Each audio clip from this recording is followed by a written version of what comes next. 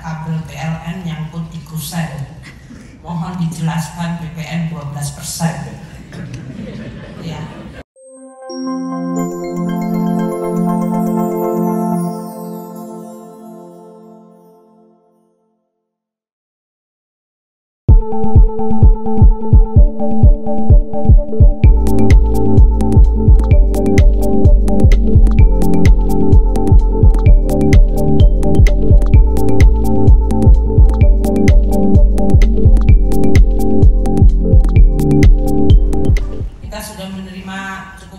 Pertanyaan, ada yang pertanyaan menggunakan pantun dan saya yakin itu adalah yang ada di kepala banyak teman-teman media. Kabel PLN nyangkut di kusen, mohon dijelaskan PPN 12%. Ya, dan mewakili banyak sekali itu pertanyaan.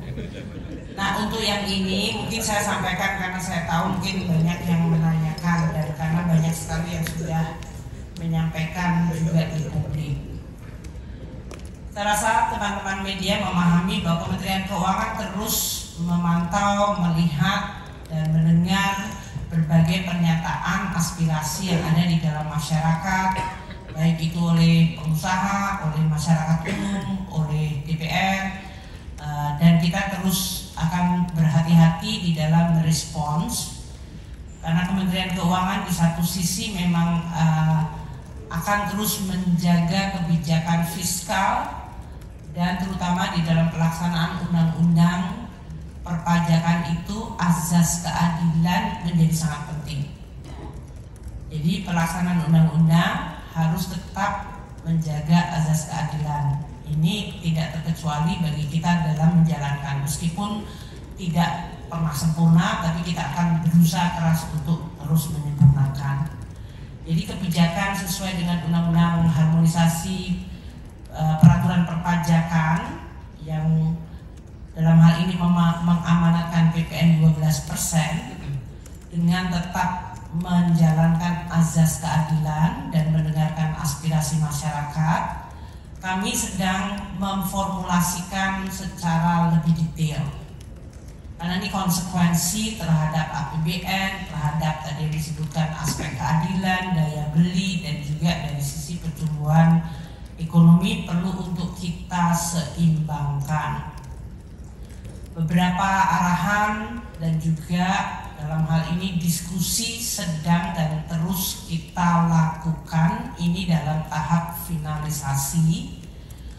Nanti kami akan segera mengumumkan bersama dengan Menko Perekonomian mengenai keseluruhan paket, tidak hanya mengenai masalah PPN 12%. Namun saya ingin pastikan kepada teman-teman wartawan, ya, kepada media, selama ini pelaksanaan di dalam menjalankan undang-undang termasuk untuk PPN itu pemerintah telah dan terus memberikan pemihakan kepada masyarakat luas terhadap komoditi barang dan jasa yang memberikan dampak kepada masyarakat luas.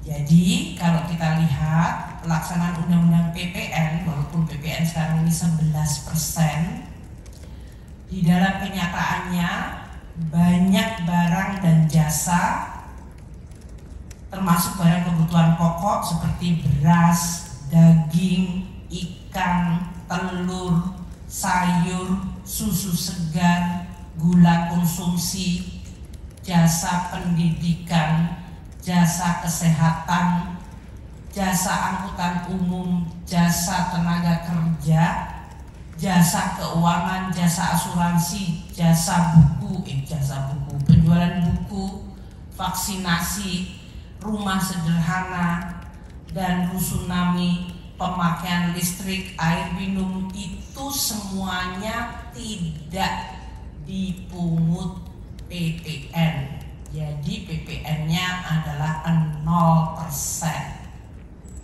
Jadi kalau hari ini disebutkan bahwa PPN 11% itu untuk berbagai jasa tersebut atau barang dan jasa tersebut tidak dipungut PPN.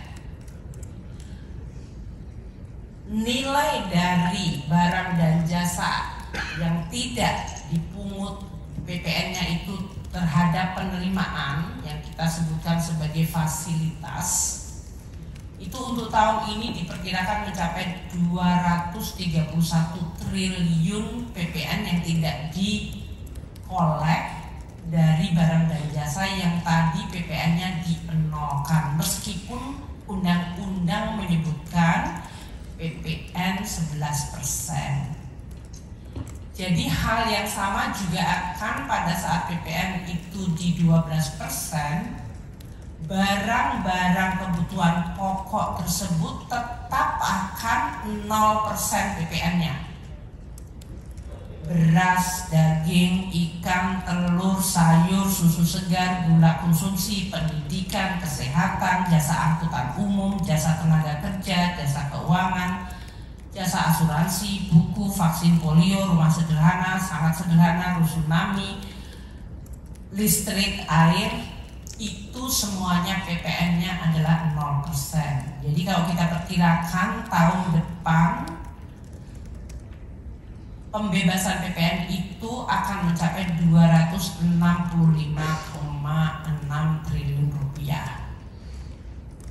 Nah, karena sekarang juga ada wacana untuk PPN kenaikan yang 12 hanya untuk barang mewah, kami sedang menghitung dan menyiapkan.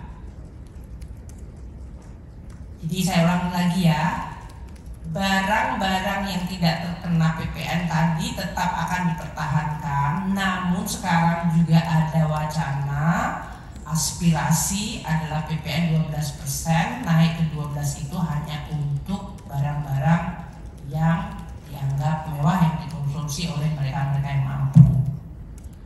Nah, kami akan konsisten untuk azas keadilan itu akan diterapkan. Karena ini menyangkut pelaksanaan undang-undang di satu sisi, tapi juga dari sisi azas keadilan, aspirasi masyarakat, tapi juga keadaan ekonomi dan kesehatan APBN, kami harus mempersiapkan secara teliti dan hati-hati. Mohon teman-teman dari media bisa memahami, dan nanti kami akan mengumumkan bersama dengan Kementerian Perekonomian di dalam rangka untuk memberikan seluruh paket yang lebih lengkap, dan tentu dampaknya terhadap APBN juga harus kita secara hati-hati dihitung, karena ini adalah kepentingan kita semua. Karena saya sampaikan sekali lagi, APBN itu adalah instrumen seluruh bangsa dan negara. Dan kita jaga ekonomi, kita jaga masyarakat, kita juga jaga APBN. Itu yang ingin saya sampaikan untuk membalas pantun kabel PLN nyangkut di kusen. Saya sudah jelaskan PPN 12%.